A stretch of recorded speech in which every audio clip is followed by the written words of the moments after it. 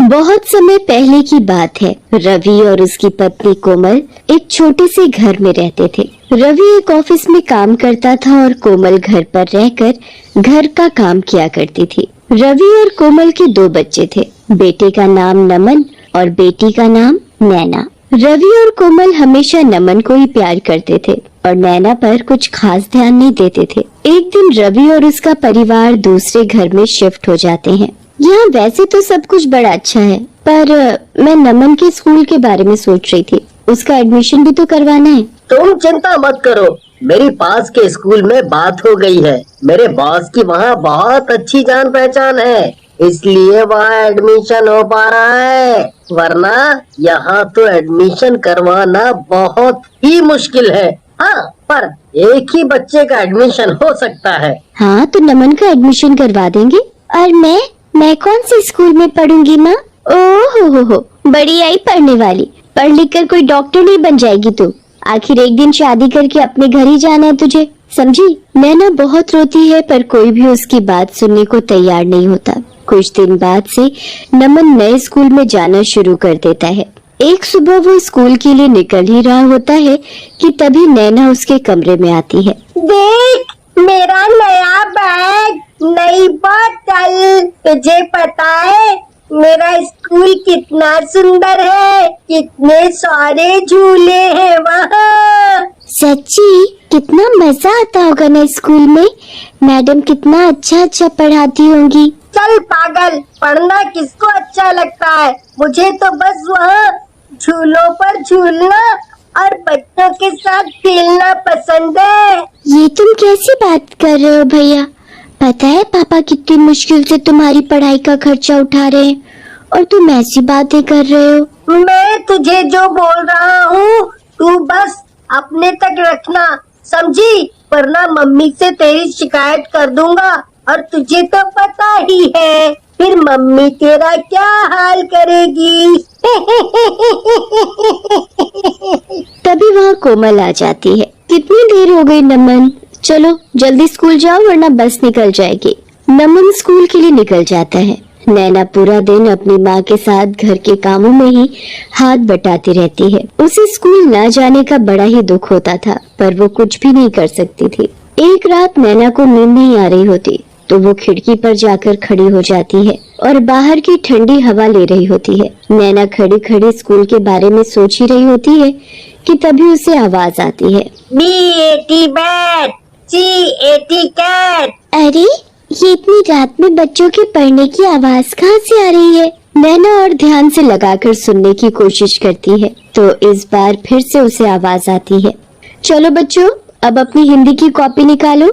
मैं आज तुम सबको एक कहानी सुनाऊंगी। अरे, ये तो किसी टीचर की आवाज है जो बच्चों को पढ़ा रही है। पर इतनी रात में कौन सी टीचर बच्चों को पढ़ा रही है? नैना इधर उधर देखती है तो उसे थोड़ी दूर पर एक बिल्डिंग दिखती है जिसकी एक खिड़की से लाइट आ रही होती है और उसी खिड़की से बच्चों और टीचर की आवाजें भी आ रही होती है। अच्छा, ये आवाजें यहाँ से आ रही है, पर इतनी रात में मुझे जाकर देखना चाहिए। नैना बिना डरे चुपचाप घर के बाहर निकल पड़ती है और उस बिल्डिंग के पास जाती है। बिल्डिंग पर विद्यालय लिखा होता है। नैना बिना सोचे समझे स्कूल के अंदर घुस जाती है। अंदर एक अजीब शक्ल की औरत रिसेप्शन पर बैठी होती है। तुम्हारी क्लास कब से शुरू हो गई है? चलो जल्दी जाओ और कल से लेट मत आना। मेरी क्लास? पर मैं तो यहाँ पहली बार आई हूँ। कोई नहीं, चलकर देख ही लेती हूँ। नैना ऊपर जाती है तो वहाँ एक मैडम हाथ में फाइल लेकर घूम रही होती है। चलो जल्दी जाओ क्लास में, वरना मैम बहुत गुस्सा करेंगी। पर मैं तो बातें बाद में करना, चलो भी क्लास में जाओ। नैना को कुछ समझ नहीं आ रहा होता कि आखिर उसके साथ ये क्या हो रहा है। वो पहली बार स्कूल में आई है और सब लोग उसके साथ ऐसा व्यवहार कर रहे हैं जैसे वो उसी स्कूल की बच्ची है। नैना क्लास में घुसती है तो उसकी आंखें फटी की फटी रह जाती हैं। वहाँ एक चुड़ैल भूतिया बच्चों को पढ़ा रही होती है। नैना जोर से चिल्लाती है, आ बचाओ!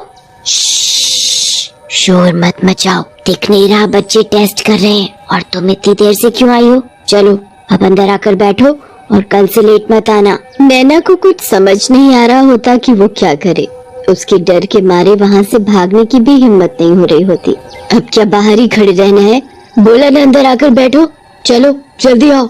जी मैडम। नैना चुपचाप एक खाली सीट देखकर वहाँ बैठ जाती है। नैना की सीट पर पहले से ही एक नया बैग, उसमें नई नई किताबें, नई बोतल और बहुत सी चीज होती है। वाह, ये तो कितना सुंदर है। ये सब तुम्हारा है, चलो अब तुम भी अपनी कॉपी किताब निकालो। नैना अपने बैग से कॉपी और किताब निकालती है। बाकी भूतिया बच्चों के साथ पढ़ने लगती है। चुड़ैल टीचर बच्चों को बड़े ही प्यार और अच्छे से पढ़ा रही होती है। नैना अपनी पढ़ाई में इतना खो जाती है कि उसका डर कुछ ही देर में अपने आप खत्म हो जाता है। वो पूरा ध्यान लगाकर चुड़ैल टीचर का पढ़ाया हुआ समझती है और उसे बड़ा ही मजा आता है। क्लास होने के बाद चुड़ैल टीचर सबको टॉफी भी देती है। Thank you madam. अब कल टाइम से स्कूल आना, ठीक है? फिर तुम्हें रोज टॉफी मिलेगी। ठीक है मैडम। पर एक बात याद रखना। क्या बात मैडम? यही कि किसी को भी इस स्कूल के बारे में नहीं बताना, वरना कोई तुम्हें यहाँ दोबारा नहीं आने देगा। मैं किसी को नहीं बताऊंगी। नैना के स्कूल की छुट्टी रात के 3:45 पर हो जाती है और फिर वो अपने घर आकर चुपचाप सो जाती है। नैना अगले दिन उठती है पर किसी को भी रात की बात के बारे में कुछ नहीं बताती, क्योंकि उसे डर होता है कि उसके स्कूल के बारे में जानने के बाद उसके माँ बाप उसे दोबारा वहाँ नहीं जाने देंगे। नैना इसी डर से रात के स्कूल वाली बात किसी को भी नहीं बताती। नैना को तो बस पढ़ने का इतना शौक होता है कि उसे कोई फर्क ही नहीं पड़ता कि उसे आधी रात में एक भूतिया स्कूल में जाना पड़ रहा है और वहाँ पढ़ने और पढ़ाने वाले सब भूत चुड़ैल हैं। नैना रात के 12 बजने का इंतजार करती है। जैसे ही 12 बजते हैं वो दोबारा उसी भूतिया स्कूल में पढ़ने जाती है और खूब मन लगाकर पढ़ती है। कितना अच्छा लग रहा है यहाँ, कितना सब सीखने को मिल रहा है। सच में मुझे भी पढ़ने का बहुत शौक है। पर तुम सब भूत कैसे बन गए? ये टीचर भी। एक दिन इस स्कूल में आग लग गई थी और बहुत से बच्चे और टीचर उसमें जलकर मर गए। इस स्कूल का मालिक भी उसी में जलकर मर गया। उस दिन से ये स्कूल बंद है, पर हम लोग आज भी अपनी मैडम से पढ़ते हैं। नैना रोज रात को उस स्कूल में जाती और सभी भूतिया बच्चों के साथ क्लास में बैठकर पढ़ाई करती। कभी कोई चुड़ैल उन्हें पढ़ाती तो कभी कोई चुड़ैल, पर सभी चुड़ैल टीचर बड़ी ही अच्छी होती हैं और वो सब बच्चों को खूब प्यार करती हैं। नैना को उस स्कूल में पढ़ते पढ़ते काफी साल हो जाते हैं और उसकी पढ़ाई पूरी हो जाती है। कभी किसी को नैना के स्कूल के बारे में कुछ पता नहीं चलता। नैना और नमन काफी बड़े हो जाते हैं। नमन इतने अच्छे स्कूल में पढ़ने के बावजूद भी नालायक होता है और नैना बहुत ही होशियार हो चुकी होती है। एक दिन कोमल और रवि नमन पर चिल्ला रहे होते हैं। मैंने अपना सब कुछ तेरी पढ़ाई पर लगा दिया, पर तूने सब बर्बाद कर दिया। जब देखो फेल फेल फेल। अब तो हद हो गई है। मेरे पास अब एक पैसा नहीं बचा जो मैं तेरी पढ़ाई पर लगा सकूं, समझा? आपने मेरे ऊपर पैसे लगाए हैं तो कुछ ऐसा नहीं किया है, और मैंने तो अपनी तरफ से पढ़ाई की है ना।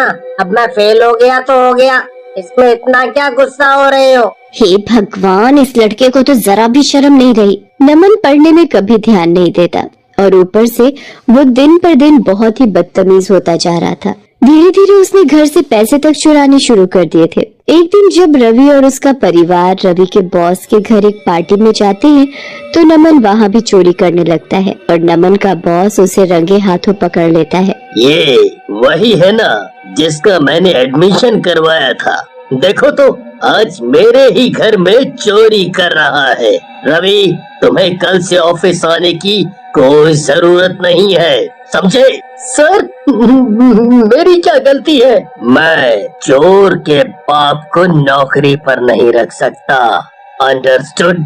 नमन की हरकत की वजह से रवि की नौकरी चली जाती है। कुछ ही समय में वो लोग सड़क पर आ जाते हैं। उनके घर में खाने को एक दाना भी नहीं होता। नैना को ये सब देखकर बहुत दुख होता है। वो आस पड़ोस के बच्चों को पढ़ाने लगती है और घर का खर्चा चलाने लगती है। जब ये बात रवि और कोमल को पता लगती है कि उनकी बेटी नैना बच्चों को पढ़ाती है तो वो बड़े